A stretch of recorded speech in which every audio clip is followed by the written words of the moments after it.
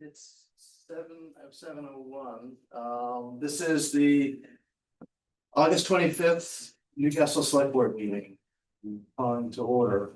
Any amendments to the agenda?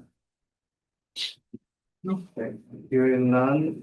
Moving to meeting minutes. This is from the previous meeting, August 11th. And I believe well, I wasn't here. I'll move that we approve the minutes as presented.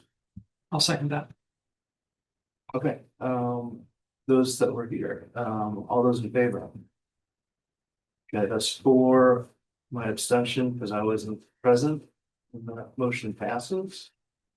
Moving to unfinished business, fee schedule. Skip. Yeah, maybe that's interesting. Okay, public comments not on the agenda. Anybody? Okay, not seeing anybody raise their hand. Moving to unfinished business fee schedule. Now we had street vendor application. Do you think we move that to before this or? This is fast. Yeah, okay, we'll just stick with the fee schedule. I think this is amendment to what we approved in July, which was a revised fee schedule. Apparently there's been some further consideration by the staff for active permits, and we're talking very minor changes here, $30 to kind of reorganize it a little bit, just to make their life, their organization a little bit better. So I think it's pretty straightforward. Is there a motion? I'll move to amend the fee schedule to reflect the amounts identified in the proposed planning fee schedule dated 8/21/2025. Second that. Yeah. It looked to me like the total fees for each of those items will remain unchanged. They're just moving, if I understand it correctly, they have the consistent $30 application fee, and then the others will reduce to compensate for that. Is it correct? That is correct. Okay. Okay. Let's take a vote. All those in favor? Motion passes by 5-0. Okay, so new business. We have a vendor permit. And this is for so I'm just trying to get to the name of the business here. Backyard butchers. Backyard Butchers, and I believe Ivan, you're on the line here. You want to just tell us a little bit about your business? Give a chance. Yes. To yourself. Can everybody hear me okay? Yeah. Absolutely. Okay. Sorry, I apologize. I'm actually in the middle of coaching my son's 4-year-old T-ball team, so that's why I'm outside. But this is a welcome break. I appreciate it. Anyhow, yes, Backyard Butchers. We are a company. We've got about 16 trucks right now nationwide. They are freezer trucks. And what we do, we work with one excellent distributor out of the Chicago, Illinois area, Amity Packing Company Incorporated. They work with a lot of local farms there in the Midwest, provide high quality meat products. They process the cattle, they prepare it for us. And what we do is we will then set up at just different private businesses across the country. We'll market extensively through Facebook and radio ads. So once we're approved to be there, you'll start seeing us pop up on Facebook. You hear us on some of the local radio stations, and we will set up at the location.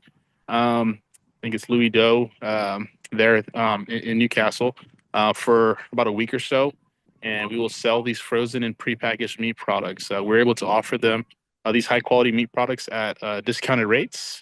So you'll get they're all prepackaged meats, so you don't get to like pick and choose your cuts of meats, but we do have like different bundles that we offer. So you'll probably hear about it from your neighbors or friends, or and hopefully, if anybody listening wants to stop by, I guess it's like a free advertising if we get approved. So come on out. We'll make sure y'all get great products at a great price. You'll see the 20 ribeyes for $39. So that's a smaller cut of ribeye, but it's an excellent cut. And then you can that usually gets people out there, and we can offer them the larger cuts, larger meat products that we offer. But yes, that's what we do. We travel the country, and we have some success doing this, and hopefully.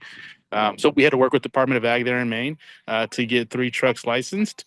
We have those trucks currently licensed, and they're good through the end of the year. So the Department of Ag there in Maine knows that we're there. We've just contacted every city that we wanting to visit to make sure that all of the local licenses and permits are also taken care of. So that's what we're hoping to do here tonight. Okay. So it's all frozen, not like, you're not selling anything hot, it's just frozen meat. No, we don't do the cooking ourselves. It's all frozen, prepackaged, just like a ice cream truck for men and women. Women like steak too. So my understanding, this is a one-time, this is a one-time deal for. Correct. Wednesday to That's- Monday. We would lie. So that's the current request that we're asking, Wednesday through Monday. I will say that Maine, the other locations that we've been in Maine, we've had a lot of positive feedback from the different cells, different communities. So it's possible. I don't know if we have to appear before another select board or if we can talk about it now. If the property owner is okay with us being there for another week, we'd like to discuss that option as well. And if I need to amend the application dates or provide new written permission, whatever you need from me, or if it's just, hey, this meeting was only for Wednesday through Monday, perfectly okay. I understand that. And next time we are in a meeting, I'll be more, I'll add those details of potentially wanting to extend past that initial week. Yeah, Ivan, this application here is for these dates, so you'll have to come back for another, no? Okay. The street vendor ordinance specifically says that it's good for 1 year. Oh, despite what the dates are here. Yeah, it doesn't matter. Okay. Our approval is good for a year. All right, there you go. There you go. My mistake. Well, Sorry. hopefully the community likes us being there, and then I'll just send a courtesy email saying, hey, I think we're gonna be here another week if it goes well. Motion to approve the permit. Sure. I'll make a motion to approve the permit. I'll second. Oh, you got Tom got it. Okay, Karen and Tom's second, and all those in favor? Yep. Opposed? Okay, so 5-0 and that passes. Thank you. Good luck, Ivan. Appreciate it. Excellent, thank you. Is it so? Can I just, for clarity purposes, is it okay for us to open this Wednesday? Will I get something via email after this meeting, or is there another approval process after this? I think you're good to You're go. right. That's it, Ivan. Okay, perfect. Thank you all. Have a wonderful evening. You do. too. Well, Bye. Should have told them not to stand too close to the bow. Those kids are brutal. That's right. T-ball, I was rough. wondering where it was though. That was nice and sunny. That looked like Texas to me, Yeah. the fences and such. He's based in Texas. Yeah. That looked like my son's backyard. Okay, new business item 6B. This is the Winthrop Road minor span. So we have some bid openings to review tonight. And we had 5 contractors provide bids on this project. And we have Carl Ayers from, is that right? Carl Ayers. Ayers from VHB. And so why don't we have Carl come up and run us through the bids? Yeah, thank you. So the bid analysis, I know, Kevin, you had emailed that to everyone. I've got a hard copy. Would anyone like a hard copy to? Right behind you.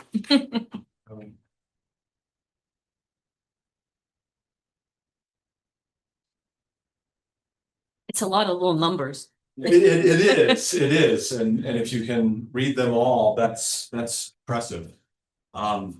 Yeah, did you? Actually, you know what? You'll. If he's got extras, yeah, it'd be easier. Well, yes. It'd be easier to look at the whole thing. Yeah, It yeah, and is. for some reason, when I zoom in, it doesn't.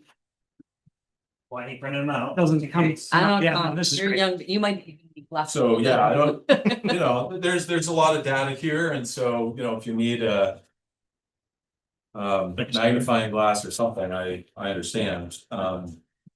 Okay to mark these up. Oh, yeah, We're not gonna that's ask about that's that? yours to keep and frame if you want, whatever you want to do with it. Yeah, so like has been mentioned, we received five bids this past Friday. Would it be, obviously they're listed at the bottom and of this handout. And we have not yet posted them online, but we will put them up to just the bids themselves would be posted online. Carl. Yeah. Before we get into the numbers, can you Yes. just help us understand, you know, so also people who are new to the project, just really quickly what the project is, and then in just the 3 sentences, and then also the bid requirements, the sort of low hanging requirements, you know, bond issues. So just make sure all the qualifications are in place, so we don't have to disqualify anybody before we start looking at numbers. Yeah, so the project itself consists of replacing this 3-sided concrete frames, 14-foot span frame on Lynch Road, with a 50-foot span bridge that consists of concrete abutments, with a steel girder, concrete deck superstructure, and that also involves a stream realignment. That's the project in a nutshell for enhanced hydraulics. So the the contractor is required, in addition to submitting a bid, is required to also submit a bond to just ensuring that they can bond the money required. We did specify that they submit proof of ability to do the work based on past projects. Not all contractors did that. I will say that all the contractors who submitted, that's ultimately a matter of protection for the town. All the contractors that did submit on this, I would say are certainly competent, if not highly competent, to do the work. If the town feels that those contractors that did not submit the proof of the 3 projects of former projects, if the town feels that they would like to see that, they could require it. But I would assure you that personally, VHB knows, and I know personally that all the contractors are certainly competent to do the work. I think- And so you could yeah, please. Well, no, I just, sorry to cut you off, I was Yeah, just, it's all right. to make quick reference to the bid requirements, I think the town has the right to waive or, you know, any details or, take the higher a little bit, so we have full That's- discretion on. That is correct. Yeah. Or if there were any concerns, you could just you could observe a non-compliance and request the compliance of proof of prior experience. Yeah. So yeah, in my opinion, that would not be required for these contractors, but again, that's up to you. That's just my opinion. So as you can see in the numbers here, so on the left-hand side is the engineer's estimate. That is, I will be quite frank and say in the last few years, given the market volatility, that is not an easy exercise. And we have seen plenty of cases where bids come in wildly different from our estimate. And a number of humbling experiences in our industry lately. However, I just a couple of observations, and I can, would it be helpful for the record for me to list off these 5 bids or just talk generically? No, I think audibly we should Okay. at least the bottom number and Yes. who the firm is. Yeah, so CPM is the low bidder. Their bid was $1,246,496.24. Wyman and Simpson was the next bidder with $1,464,069.00. T-Buck was next with $1,583,822.00. Reed and Reed next at $1,980,199.00. And then last, Scott Construction with $2,224,530. The range is a little striking. It could be considered very striking. I have seen a number of projects. I live in Kennebunk. There was a recent project down there that had a considerable range. So there are a number of factors here. One of which includes that this is winter work. There are various other factors that can play into that range. So that isn't necessarily concerning to me. What is striking, I was surprised to see that the average of the bids is almost spot on what our estimate was. So yeah, take that or leave it. I was just surprised. So and pleased. And so yeah, I can speak more about it, but I think as a summary that's none of these bids are concerning. The spread is relatively consistent, and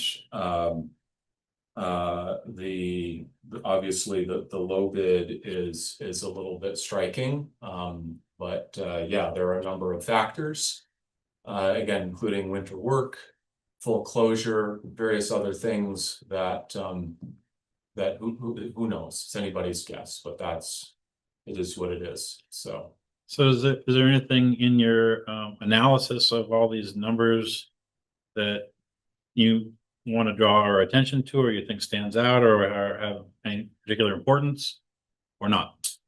yeah, honestly, nothing in particular stands out very much, except that perhaps the steel. What line item? My apologies. No, it's all right. Bear with me here. Yeah, there's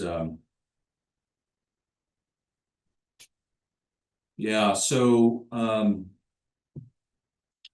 you know, the structural steel cost, that's item 504701. You know, that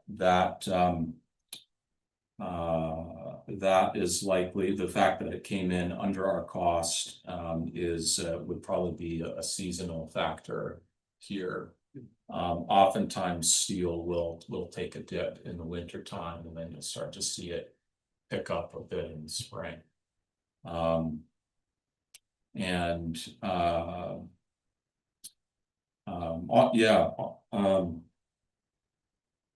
honestly, other than that, you know, it's you know, the concrete prices were fairly reasonable.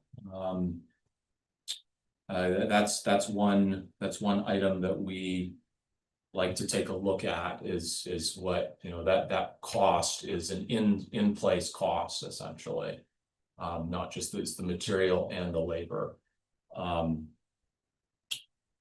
So yeah, there really isn't anything. I mean, if you have a question on any particular item, I'd be, yeah, sure. Yeah, that's fine. So just looking at the low bid, They have 1, 2, 3, 4, 5, 6, 7, 8 line items that to me don't make any sense. Have nothing in The- them. They have Yeah. their 20 yes. cents? Yeah. Yeah, so What's that about? I'm glad you asked about that. So so those items, so we put this out in accordance with, I would say, standard Maine DOT practice. Those particular items are a way of covering contractors under any number of situations that it's a way to protect the contractor. CPM apparently chose to put that labor into other items. Okay. And so that's just how they chose their payment mechanism essentially. Okay. So yes, I think it's reasonable to scratch your head at that and wonder. Yeah, but it was just- that's really a contractor choice. Okay. And then Um, the other thing, and you may not have any idea why it varies so much, but the price of the cofferdams vary wildly between contractors. And is that Yeah. because they're some of them are putting other parts of the project into that cofferdam price, or is that just a different way of constructing the cofferdam, or what's Yeah. Any thoughts? A little, I would really not want to be too dogmatic as to what exactly is going on. But yes, it is possible that the contractor put their money, sometimes because of where a task occurs in a project can drive where the contractor puts their money. so like the stream movement might be Yes. factored into the cofferdam or something like that? Perhaps it's means and methods as well. Yeah. Oftentimes it's, and that's not something we can dictate. Sure. And so different contractors have different means and methods and ways of getting it done. So as long as they do so in accordance with, permitting and standards and everything, then that's acceptable. So, yeah. You had drawn our attention to the structural concrete line item 502.219. That's right. You put a number of 375, but we range from 275, 325, 375, 625, and 437, Yeah. 500. Is that another case where other numbers are being sort of absorbed into that line item? You think it's not like we're getting more or less concrete? It's possible that labor prices for particular contractors are dictated that again, it's it's ultimately it is a question mark. Okay. Ultimately it is. Yeah. Yeah. I would say that that for all of these contractors, given both my personal experience and also the experience of my colleagues, that none of those numbers are cause for suspicion or anything like that, that they are reliable and competent contractors.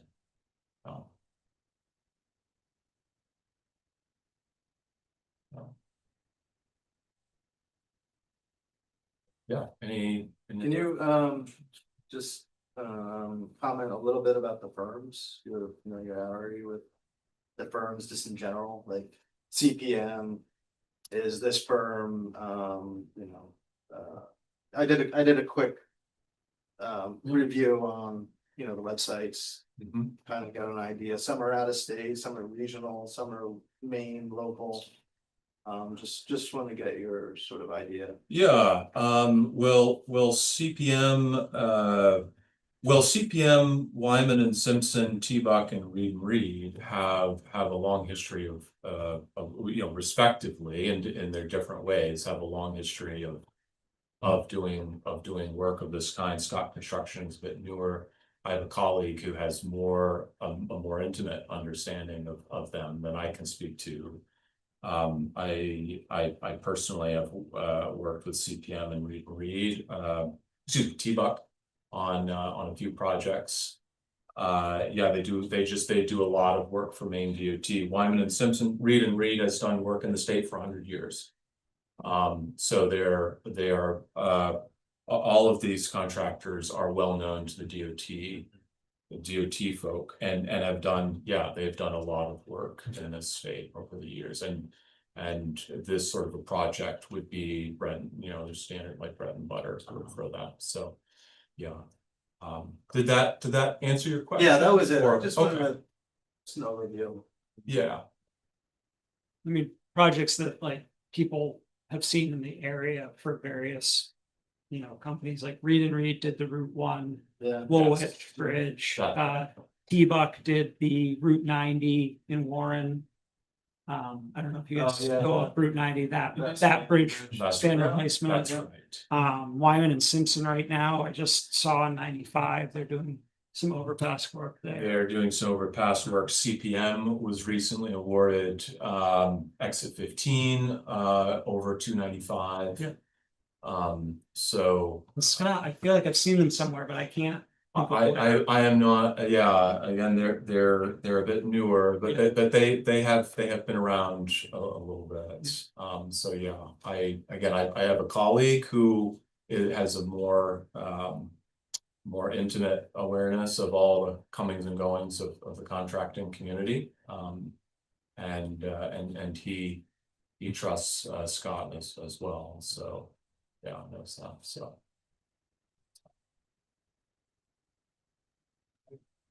I'm kind of curious if Seth, if you have any thoughts or any questions.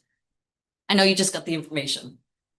Yeah, I mean, I can tell you that there's a lot to be, looked at with this.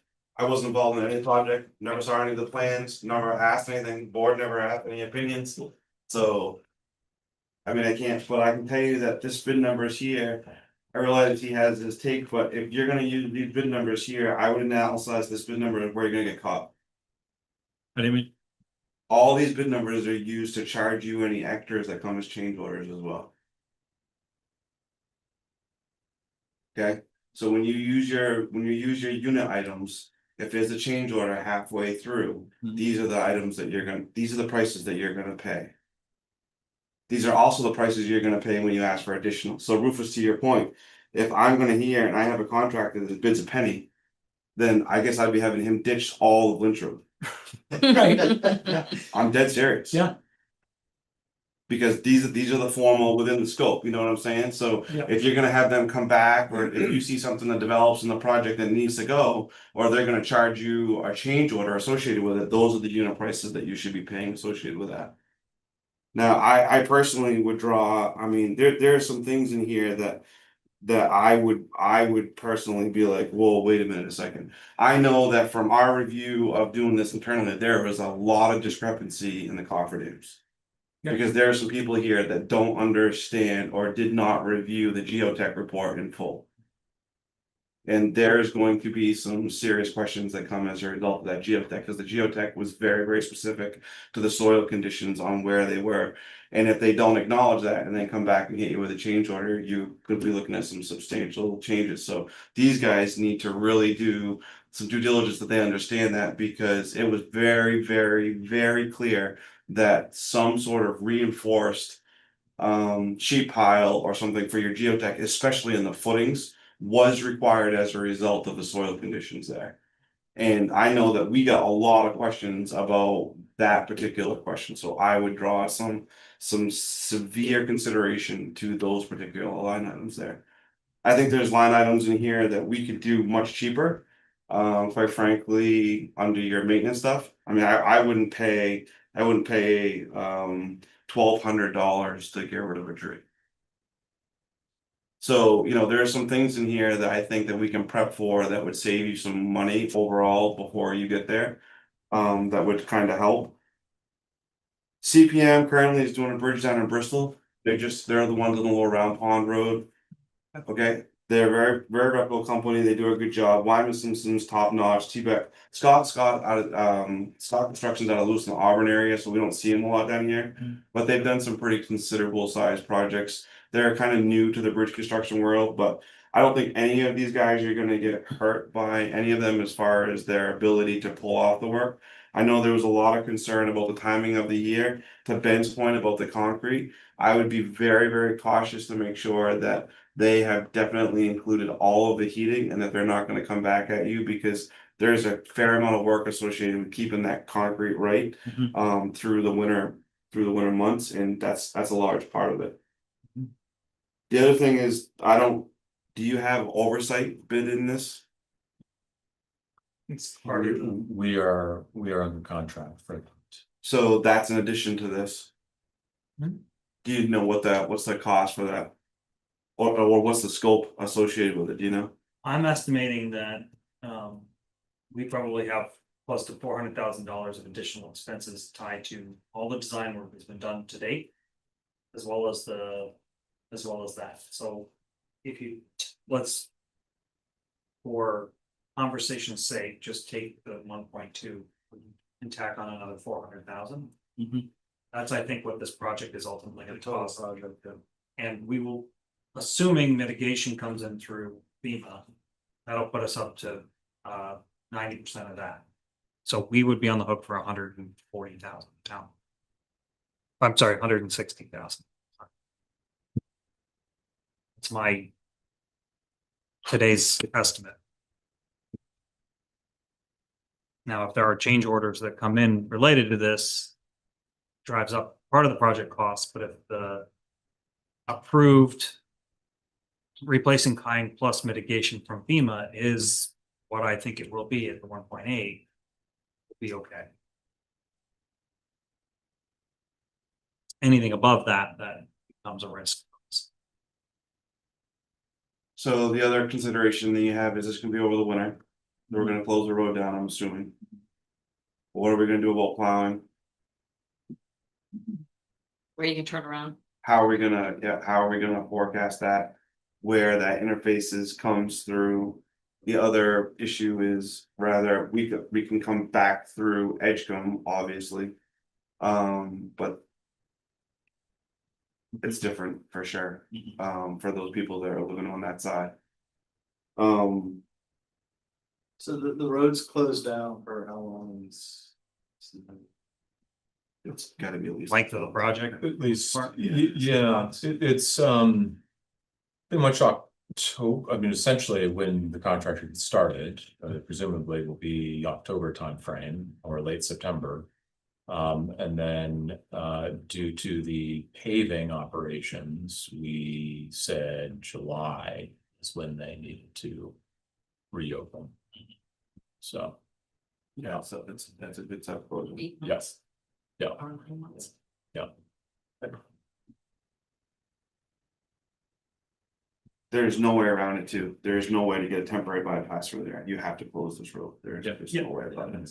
Right, no, yeah. The and your cost would be substantially more if you did something like that. So it's in your best interest to keep it that way and just we can work around it for those that live there, you know.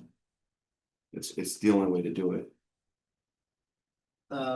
Carl, is it fair to ask that in your experience with say the two lower bids on this, that they're typically on the low end of the competitive scale, or is that hard to? That's a hard, so, there are a lot of factors that go into that are known best among the contracting community. How bad do they want the project? And there are a number of factors that go into that. So sometimes, yeah, We see them all over. they're all over. Yeah, I don't, yeah, yep. So that'll come in cycles as to what, and there are any number of factors that come into that. Yes, yeah. One of the problems that we're facing with making this decision is the fact that this will be the third time we're replacing this in less than 20 years. And to reduce the decision to a bottom dollar figure has not worked in the past. Hmm. Twice. it hasn't worked in the past. So I'm struggling to find something else to latch on to, not being in the trade myself, that would give me the confidence to make the decision such that we're not gonna be doing this again in another 5-10 years. The only thing that's important. Maybe at one point- Those two projects. We're at 1.2, well, yeah. Well, I get that, 1.2. but both times we were assured that everything had been taken into account. This was the permanent fix. We'd never have to do it again. Yeah. So, all things being equal, what I'm looking for is some bit of insight other than a number that would tell us this is the way to go. And I don't really take the view that, the old sort of conventional wisdom, which I don't agree with anymore, of, throw out the low and the high bid and choose someone in the middle. That doesn't work for me. I want to base it on something more rational than that. So, And I hate to put you on the spot, but it's like, you know what I'm looking for. I mean, I can appreciate that. Yeah.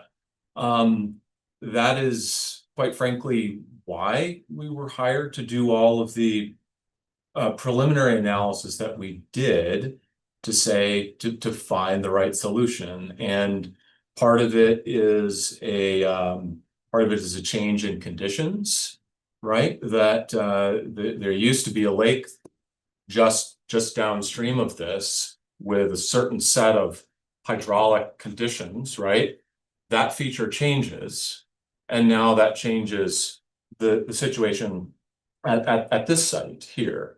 And so yeah, we had our best hydraulic engineer looking at this. He's widely recognized across the state and across New England for his work in this field to ensure that we have the right solution here.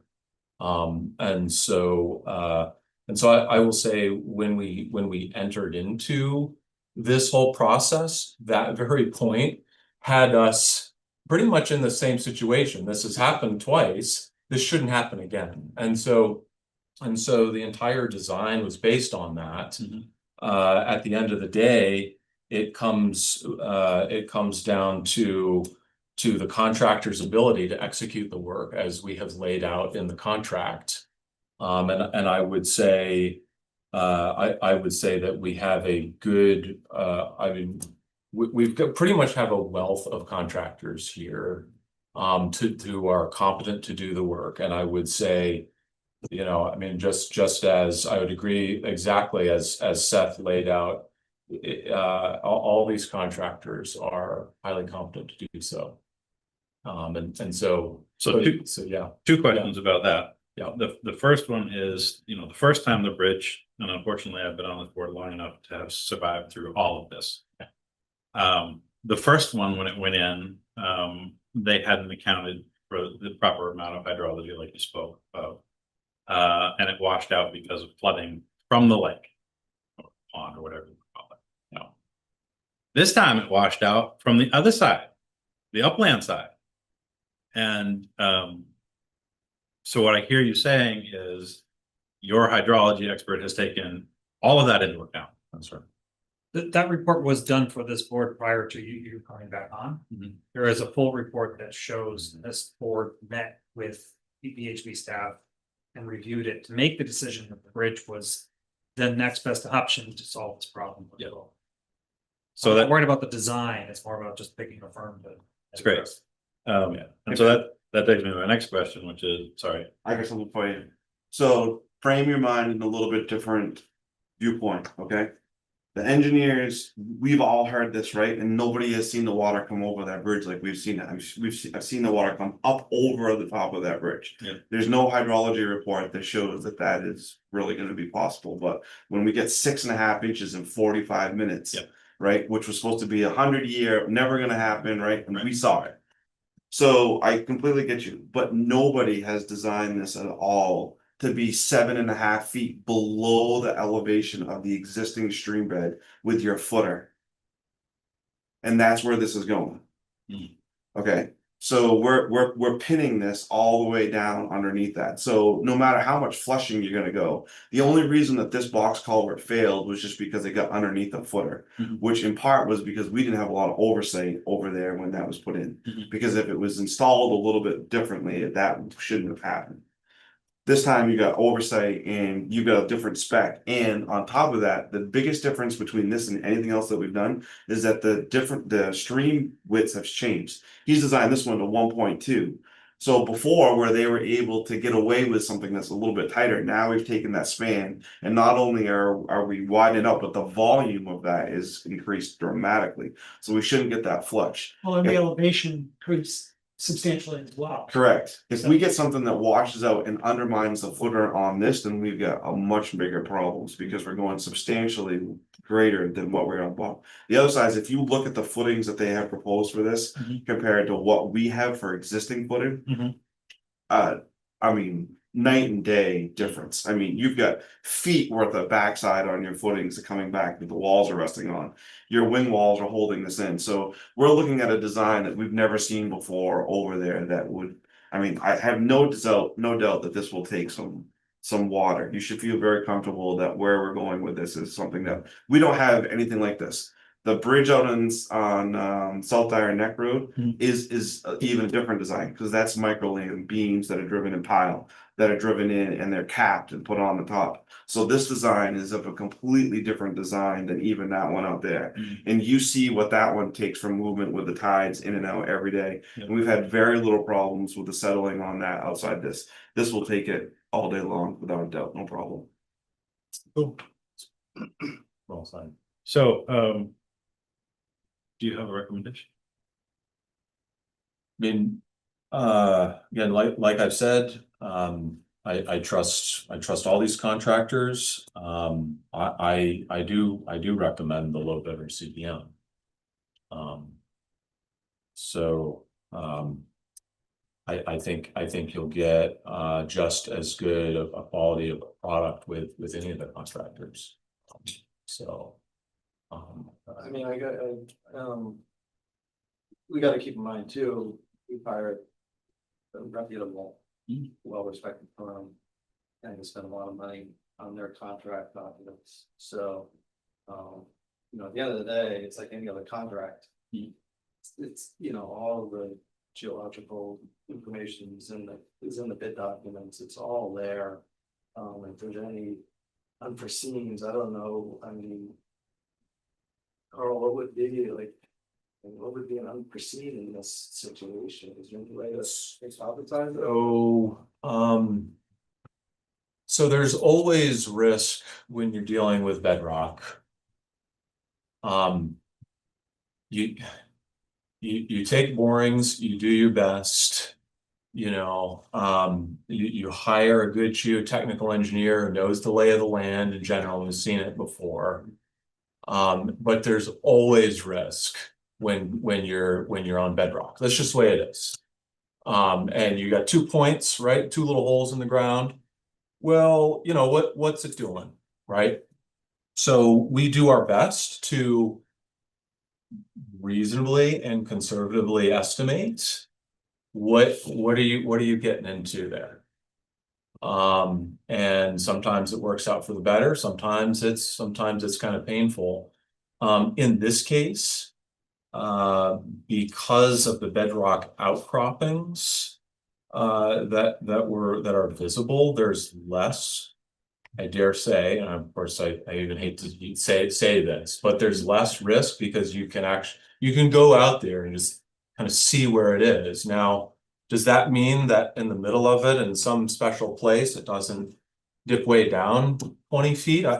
Nobody knows, but it's yeah. So that I would say is one of the biggest risks.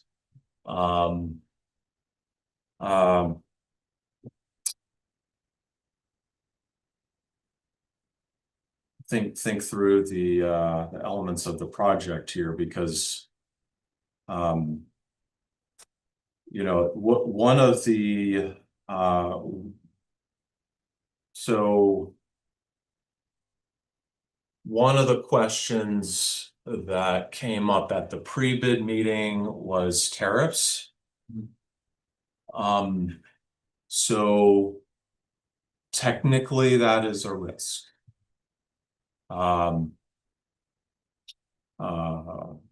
That, you know, the contractor can only go off of, within reason, today's steel prices. So, yeah, that is, and I won't venture, I wouldn't dare venture to tell how large or small a risk that is, but it is a risk. So, But there was vendors that bid from the country, in country on every item on this, I can tell you Yeah. that 100%. yes, that's right. So if somebody comes to you and says that they want more money because of a tariff, it's because they took the risk at that price and then rolling that cost over to you. Mhm. Because there was a steadfast number given to them from in country first. So one of my concerns with CPM, a little bit to Seth's previous point about change orders and such, we don't know what their pricing is like for straight excavator time or labor or that sort of thing. You know, everybody else we know, Wyman and Simpson, it's gonna be $150 an hour for all-purpose excavation, or it's gonna be 130 or 230 or 100, you know, that's all listed. I don't believe that if we had a change order, they would keep their 1 cent per hour pricing on excavation. Well, so the specification is based on, the basis of payment is on the work performed, Okay, not how do you perform it. okay, So it's on them. Correct. That's how they. That's how they put that in there. So, but if we do end up with a change order, how do we know what that pricing is? I guess I'm confused as to how, if. I mean, I know we have a great RFP, like we know what we want, but if something changes, say the bedrock is 20 feet lower than expected, how do we know what that? so that's a good example.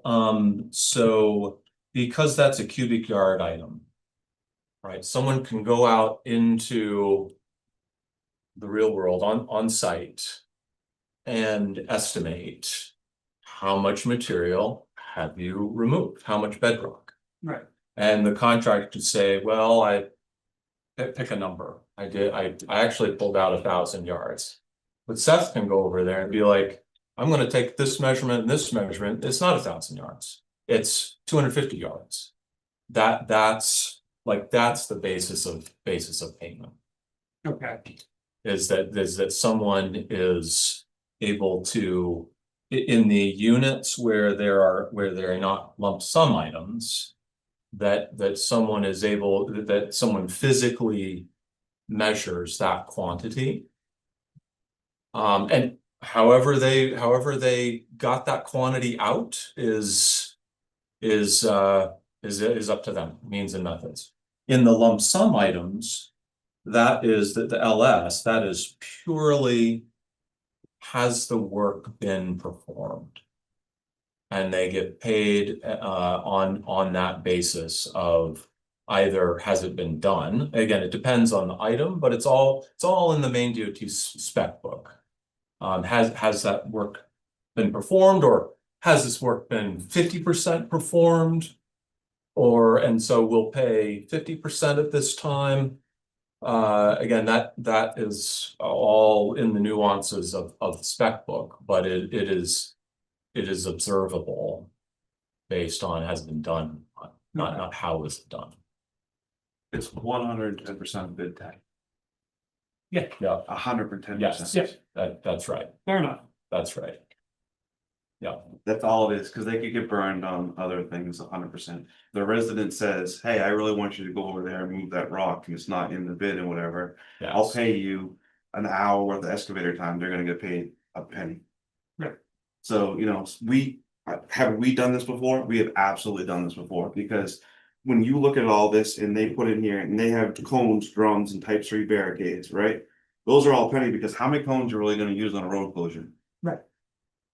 It's a way to get your, it's right, exactly, it's a way to get your number down, that's all that it is to compare it. Whereas if the resident goes and then goes to Wyman and Simpson and says, hey, so-and-so is complaining up the street, I want you to put out 15 cones to help slow traffic down by their driveway, because we got a complaint, it's gonna cost you $20 times 15. Except it doesn't just go from owner to contractor. Right. Well, yeah, right, Yeah, exactly. That's right. It goes to you, and Yeah, then it goes to town manager, and then we get a proposal request from VHB to the contractor, how much is it gonna cost to do this work? the project resident really should have control over that budget and be directing that under the guidance of whatever you guys would give for a contingency. That's the other thing that you should have in here. I don't know what you're planning on for a contingency, but I'm sure Kevin probably has a number in mind, but what do you guys have roughly for a contingency for this? I don't think we've gotten it yet. 15%, is that what we? That's what we were talking about. 15%? 15, that's right. So about, in this case, 100, 200. Okay, No, that seems generous. Is that? No. I don't do roads, but this, Yeah, we'll say no. I would say that, that's all. Hold that- it. Yeah. yeah, that's right. So to address what Seth said earlier, who's? I didn't read the bid specs. I don't know anything about construction. But does somebody check to see, or is it written out somewhere, like how they're supposed to keep the concrete warm in the middle of winter if it's gonna be a high of 5 degrees that day? Yeah, that is all in specification. It is, okay. It is, yes, it is. VHB will have an on-site person.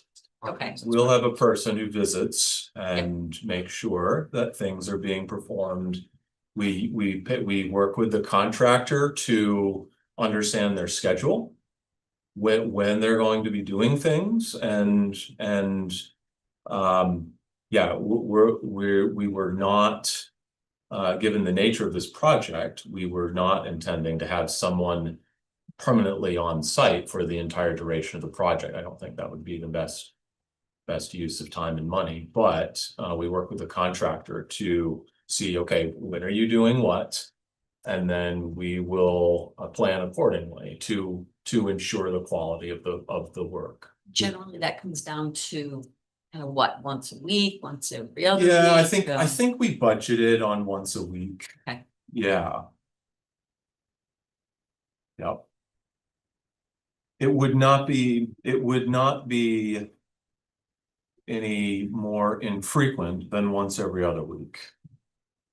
But again, that also, that's not necessarily going to be a consistent. Some tasks will require more time, and some will require less to ensure quality control. Yeah. When you bid this out, is that all testing on the owner? The compaction, QA/QC testing, is it all based on the owner? That's a great question. I'd have to get back on that. No. So you build a contingency, you have that little bit of money, so it's not the end of the world either way, but just know, so typically, I say typically, but most DOT work, they come out and they'll do all your gradation testing, all of your compaction testing, all of your slump concrete testing. They'll come out and certify your steel, they'll come out and look at all your plastic for your bridge joints and all that stuff.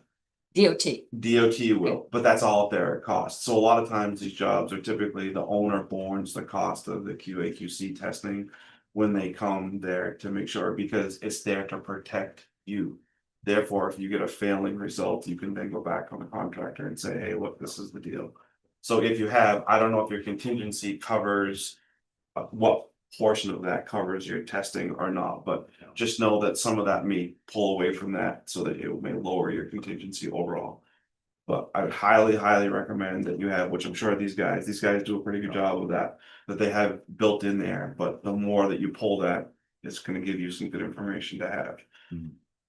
Which just comes into coordination with timing on everything to make sure that somebody's there to do that. Carl, your contract, VHP doesn't do on-site testing, is that? the third party? We do not, that would be third party Okay. testing, that's So, right. It's like a SW Cole or somebody like that, Leslie that comes out, does all that stuff. That's right. So, what are we, like, what would be prudent, like, what's a good, what would you wanna do for testing this? I mean, concrete, I think is obvious, right? And you probably wouldn't do concrete testing. All of these materials to a certain degree will have some degree of testing associated with some less than ones, like you're not going to probably test your mulch. It all depends how picky you're gonna get. Yeah. But in general scope, your hot tops, your gravels, your concretes, your metal, your concrete, I'm just trying to think of what else you'll have. Those are probably your biggest ticket items that you'll have. You're gonna wanna see, quite frankly, you're gonna wanna see some reports on your sheet piling. Because they're gonna wanna put a submittal in here that's got a stamp PE, so in case somebody gets killed behind a sheet pile that's there, that you know that they've got a stamp, because you're deep in the ground. There's some portions of this that are legit, like you gotta really be kind of squared away, so. You're gonna wanna kind of see that, all these submittals will come back and get approved by VHB anyways. So every single line item that you have down through here, we'd have a submittal that would go there. They're gonna review it and approve it and send it back to the contractor for use. If they see something that they don't like, they'll reject it. And they'll say, hey, you gotta do X, Y, Z in order to comply with the specification. To your point, every single one of these line items has at least a paragraph, if not more, that specifically outlines exactly what it is and every technical aspect associated with it. So that submittal has to address all that. These guys are paid to review that and then give a ruling back. You'll never see it, but it's either approved or not approved or approved with comments. That's right. Good. So That's right. it's a process. The real problem comes in, he's here for a week, that I see the biggest gap is that, and not that anybody is gonna do that, we're no different, right? But the reason that the DOT pricing is what DOT pricing is because there's a resident or an inspector 24/7 there associated with that job. This case, we're not gonna have quite so much that flexibility. So it's really important, whoever you decide to go, that you really feel comfortable with, because they need to do that. You guys see me on your projects, every single project, I am there. I am hounding the guys, you gotta have compaction, you gotta do this, I wanna see my mix design, whatever it is, right? So whoever you pick, you just need to make sure that you're as comfortable with them doing that when they're not here as possible. That's really where it comes down to where you're gonna get your quality, because How do we judge that? you go by reputation, and to his point, you're gonna be fine with any of the three lowest bidders. I'm not gonna just speak to the top ones just because of budget. They would do just as well, I'm sure, but you're gonna be fine with any of the three lowest bidders. Those guys are gonna do good work. They're pretty reputable, they've been around for a long time, they're all local. Wyman Simpson's just up in Richmond, they're not very far away. CPM again is not very far, and T-Buck is out of Turner. I think that's right, yeah, yeah. And they used to do a lot of utility stuff, and they've recently kind of got into bridges and stuff. They're around, you're not gonna be out in left field with any of them. From my perspective, to help you in this decision a little bit, we have supplied numbers to all 5 of them for all of the earthwork and all of the paving and stuff. I don't know who carried us. I can see the unit pricing here. They all seem to have carried our numbers. I can't speak to that 100%. But for any numbers that we will be there, and any, I'll be there on site as well. We'll, wearing both hats to try to help and both. So you'll actually be doing some work on this. Hopefully, Yeah, I mean, hopefully. I got you. we'll see, it depends, they can choose not to use us as well, but. If that's the case, then that helps, but we're doing all the earthwork right now for CPM in Bristol and all the paving. So and I don't know if again, I don't know for sure, but Wyman Simpson is very similar in that nature as well, that a lot of those guys do that, so. when you do this cost evaluation and you determine who, that's really what you want to get, who you want to get in bed with, who you want to partner with, is who you're gonna feel comfortable with doing that. You know, when somebody is not there, and I think you'll be fine with any of them. My only concern for you guys is to worry about the things that. Everything does have a spec. We had a full-blown spec like this. We got into a box culvert that was very similar in 32. The geotech report was not quite as tight. And then $480,000 later, we're driving sheet piling. Okay, so even though there is spec, I just want you to be aware that there are things that, just because it says this, if there's field conditions dictate otherwise, it might shift something somewhere somehow. That contingency goes very, very quick. So just be prepared, and these unit cost numbers are where these guys are gonna base a lot of their stuff off of. That's like their base, kind of like where we want to go. Of course, change orders after the fact are gonna cost you money, all the way, it's just the way it is. Hate spending money. I don't mind spending money. I hate it. No, I don't mind spending money at all. Just want We good- have. Yeah. Uh, in recent years adopted the attitude that. We're gonna spend money smartly, that we're going to seek the best quality, and that's a consideration before cost. And I don't wanna. I don't wanna throw that all away. But what I'm hearing from sort of everybody is. Since I don't know what I'm talking about, it's just, I gotta trust you guys. But that's what, you only know so much. That's right. That's why everybody always hires a consultant, no Of matter course. what it is. And, That's right. but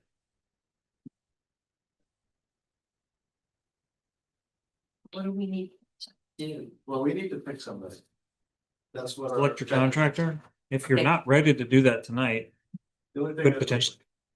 we need to get on this because Yeah, We- weather, we- timing. I mean. I think what we should do is.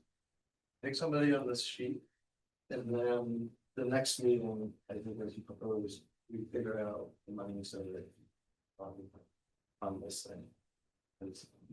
That's the next step in this, but we don't have a lot of time, and we can't, I think if we push this out. To next meeting, we'll come back and we're looking at numbers, then that meeting, we're not only picking somebody, but then we're talking about funding it as well. And that's already mid-September. They're looking at getting started. Yeah. Yeah. And we've got limitations on funding too, so this has got to get going. Well, as we've learned, waiting does not make it cheap. Right. Yeah. In all fairness to everybody, when we were looking to order this, the bigger your metal, your steel, he's right, tariffs, there were companies outside of the US that bid this, Yeah. but the stuff inside, they need a little bit of lead time, so. Yeah. The more you do push it back, that's the biggest. That's right. All right, well, I'm prepared to make a motion if everyone's. Well, let's, before we. So. You're gonna need to make a motion for a select contractor. Is there any way we can have a discussion on straw poll or some way to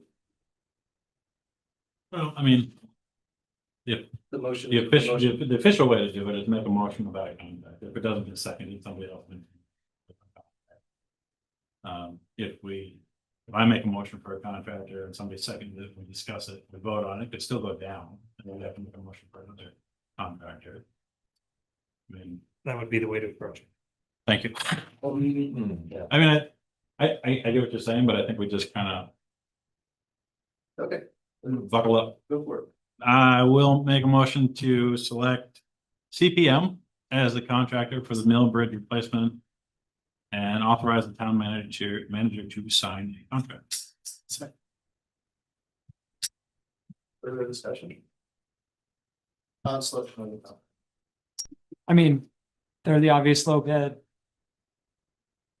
Like, I'm usually not comfortable with low bid. that's my holdback is, and again, it's like the question about.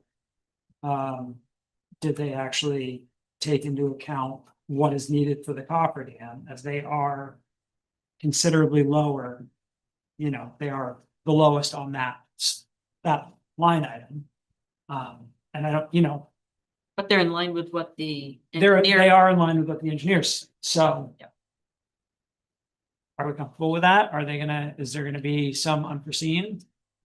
So, I mean, I'm comfortable with CPM, I resort. I take confidence in you have a tight set of contract documents. Done in this project, unforeseen or unforeseen, so that could happen with any of these guys. You know, not everybody knows exactly where the ledge is, and some, you know, so. You know, everybody's reputable, I think.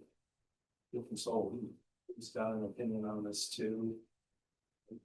Well, we've got 2 endorsements, right? Here, the people who know what they're talking about. Right. More than we do. Oh, certainly. That's the only reason that I made the motion that I would, but normally I would just throw it out the wall.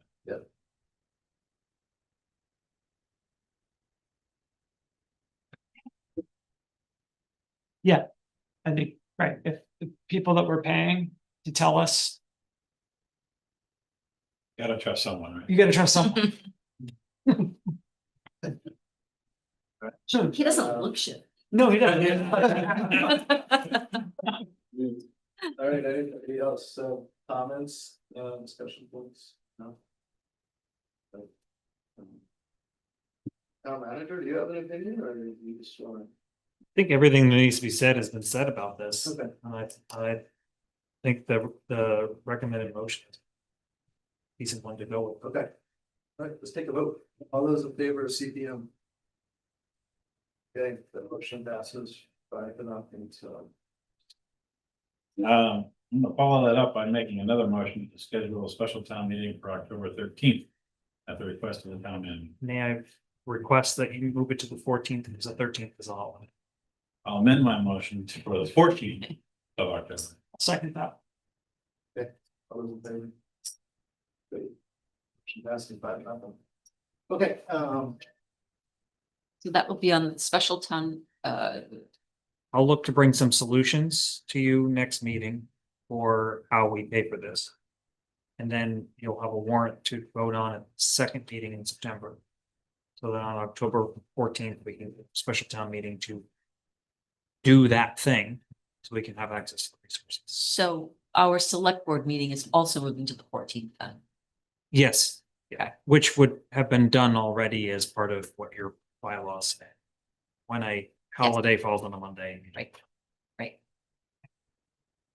okay, thank you. Move on to the- Thank you very much. Thank you, guys. The next item is item 60, community action grant. Thank you, Seth. Thank you, guys. Thank you, Seth. Thanks, Carl. Drive safe. So I'll Thank you. I'll summarize this. And Kevin did a. Couple comment, maybe after we do well, here's the deal, this is a grant, with this partnership with Town of Alna. And what this is gonna allow us to do is have some money to trim trees, clear potential hazard trees for, power outages, things that might compromise the power lines on town-owned roads, so. This is a total of $175,000, so we're seeing some benefit by partnering with Alna. I think it's about 6 miles of roads in 2 towns that we be looking at, to spread this money over, so I think it comes down to best use where, priority use. Probably doesn't address every single hazard, I'm not sure, but this will see. Anyway, sounds like a good deal. That's basically it in a nutshell. So yeah, I think the big cost advantage is if it's $75,000 per town, we're getting basically another 12-15% buying power by partnering with them.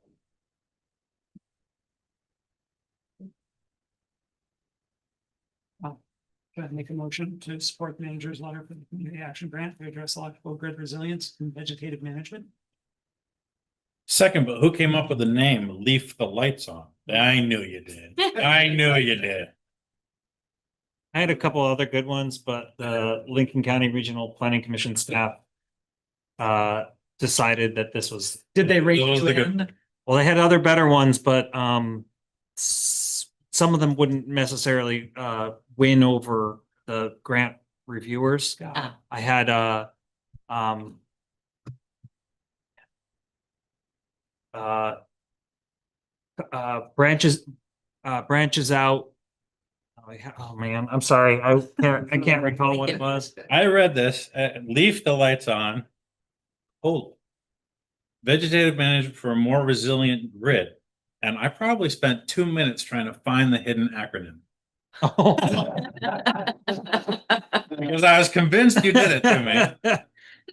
No, that wasn't the case. I looked at it, first thing came to mind was a typo. Yeah. I had one Watts up. What's up? That didn't go over well. I had Ohm, sweet Ohm. Oh. Yeah, see, groaners. The grown. Yeah. That's all I was getting from them. You've been reading a lot of those legislative bulletins. She's been doing a great job with making those funny, fun. It's the only way to get through them sometimes. Right. Sorry, so Rufus, you made the motion. Was there a second? Yeah. Sorry, Ben. Okay. So. Further discussion? Just a question of when this would be awarded, when, if we get it, Um, we know. the timeline is sometime in January, we would be awarded it. This is like a 2-year thing. Okay. First year is about communication, building and understanding what we're trying to do. The second part of it is finding residents who are willing to participate. We don't want to make this a forced thing. We want to make it a voluntary thing. We want to make sure we're working with CMP to identify the areas that go down a lot, but are low priority for them because they affect the smallest number of residents. It's like their priority is, oh, the stretch of 4,000 people got hit. We got to fix that. Not necessarily the stretch of 10 people. I know that there's a stretch of about 95 residents that get hit pretty often. And so that's what we want to try to, those areas that get hit frequently, but are small number, we want to try to address those and work with those residents to see if they're willing to participate first. So I think it'll end up being about 3 to 3.5 miles of road in Newcastle. Yeah, railroad's a great. Great. This is a great one. Great one to start. Was a particularly appropriate timing considering the report that came out. Analyzing how many average power outages per customer CMP customers suffered. Mm. And it's 4 point something per year. Wow. Far above the national average. Yeah, Crazy. Yeah. Wow. Like 4.67. High. we are the Pine Tree State. Yes, we are. Yeah, that's true. Okay, any other discussion? Take a vote. All those in favor? Motion passes 5-0 and. Thank you all. Yeah. Thank you. I look forward to your acronyms or I'm sorry, Don't funds, Don't challenge. for the marketing material. Oh, okay. All right. Okay, item 7A, the FY 26 third AP warrant, and this one is for $955,000, $841.75. It's a So big one. it is a big one. County and the school. Mhm. is- An ambulance. Numbers. I'll move it. Okay, motion by Ben, I'll second it. Karen seconds that. Any discussion? It's of note that this is the first year that our county tax assessment has ever breached $500,000. Wow. I think when I started, it was in the neighborhood of like 100 and Mm, something, like low 109. yeah. I'm curious about the vortex binoculars. I saw that as well. Don't know what. What is that some sort of a heat sensing thing? What's the Fire company. fire company? I think there was multiples. There were two. Yeah, they're What are they? binoculars. To look at things far away. They're like I know they got put on the $500 rescue. binoculars. Couple of the trucks needed binoculars. Really expensive. Do they have superpowers? No. I always They buy could- mine at a pawn shop for like $30. Right, right. Because they're just gonna fall in the water anyhow. Oh, jeez. Prefer not to look through scratch lenses though, You can do pretty well at pawn shops. because they stole them off the back of the fire truck. Yes, exactly. All right, so all in favor of the AP warrant? Motion passes 5-0 against, so, that is, leads us to town manager report, so, Kevin. Oh, of course, and I'm not even ready. Didn't see it coming. I did not. Apparently, I'm supposed to. Well, the Damascus fish ladder, Oh, yeah, you want to talk about that one while I pull it up? they got their plans for 2025 out. That's right, and they have a link to their repair plans, and they're like, part of the reason it's in front of you now is just wanting you to be aware of it. They are in the ground, I think, next week. Says last 4 days of August, so. Yeah, so this week and into next week. Generally repairing some of the pools, the little, whatever you call it, stone that the fish go over to get to the next pool. They need to replace most all of those eventually. Yeah, the pieces of stone make it harder for them to get up, so it's a nice One piece. slab Mhm. is actually the better solution, so they are working to replace those. I know the bottom two pools are their focus, one of their big focuses this time. So the plan for this year is still masonry work. I know there was other things Yep. quoted out there. Yeah. No, right now, harvesting Equipment and stuff like that, but it's just the. Written out, yeah. that's still part of the conversation, but it wouldn't be able to be done until next year anyway. There's not enough time to have Yep. engineering work done and the permitting done. Mhm. I hope to have that for you guys to discuss for next, Budget. next. Sometime in the winter time, before we have to find contractors to do the work.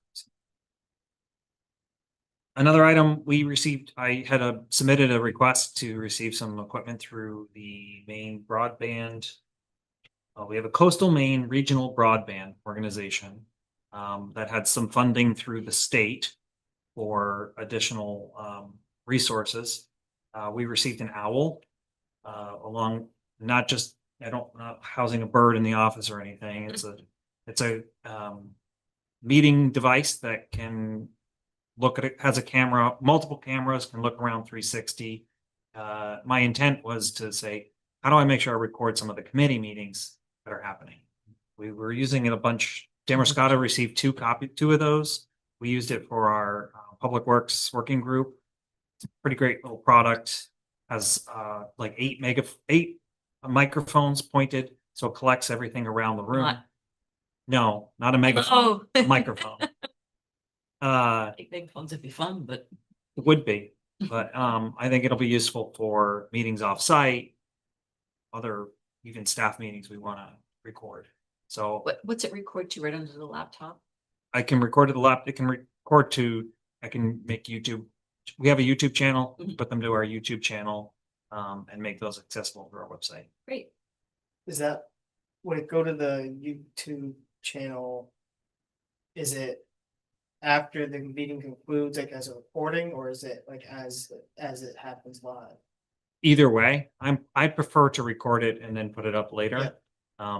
Just given the complexity of some of that stuff, but Well, Yes. the mouth on ban, you might want. You gotta watch me, you really do.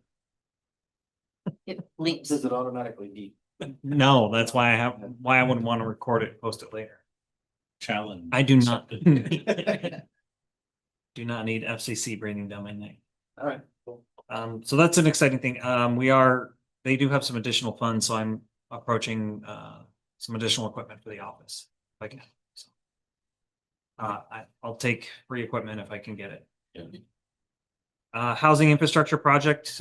A couple weeks ago or last month, I asked you for support for that letter of intent. Our town has been chosen for part of that project, so Lincoln County Regional Planning Commission will be moving forward with their RFP process to hire an engineer, not fire one, hire an engineer.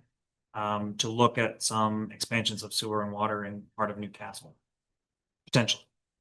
At least the costs and trying to figure out how to finance it. So Do they have Great Salt Bay Sanitary District looped in? they're involved, yes, yep. And then our working group for the Public Works met last Thursday. We have another meeting coming up on September 15th. We hope to have then a more formal conversation with the full board at your following meeting. So in addition to setting a warrant, we'll also be talking about what we've come up with for your consideration. From there, we'll do some more public outreach efforts, but we have been recording these meetings, the agendas, the minutes, the documents we've been creating are all available on the website through the links on here. If you're interested in starting to dig into it a little bit, but the meat of it will come to you at that second meeting in September. And then finally, the town logo art contest is still going on. Still looking for additional suggestions. We've got a couple. I'm not going to delve into those right now, but if anybody's interested, still the deadline is Thursday this week. That's what I have. Thank you, Kevin. That's it. So.